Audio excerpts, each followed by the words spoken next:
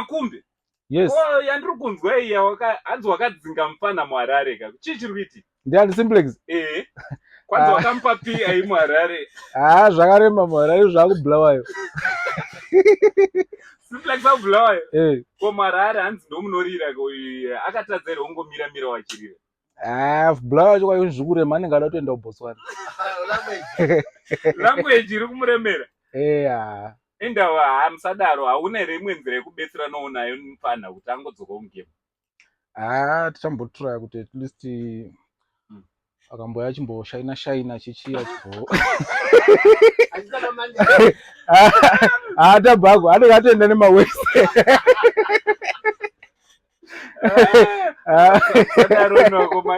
Aiwa anenge atobuda nemawese, anenge atodaidza nemawese. Kopi kubrowayo. Aiwa kutambere but wanga uchitoro zoniwa zvamuremera akutombonorekodha mandere. Pari zvino Bulawayo ndiyo inenge iri kupisawo zvepatu zvino. Kudarika Harare saka serious.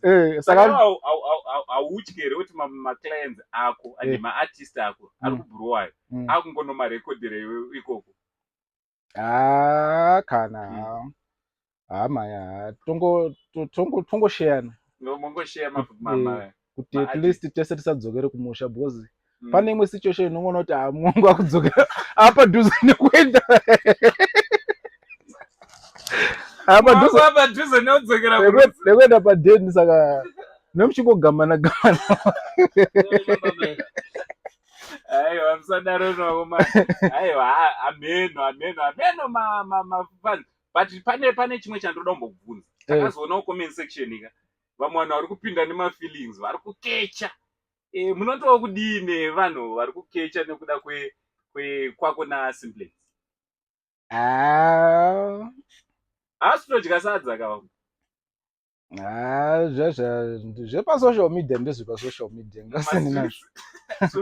Ndezvepasocial media. Vamwe vanotozofunga pamwe. Saka wakazviramwira sadza.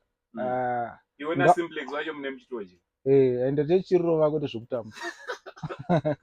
Aiwa iri bo saka nderipi ramuri kubika ozvinezvi nyowani kungoona murongo didi.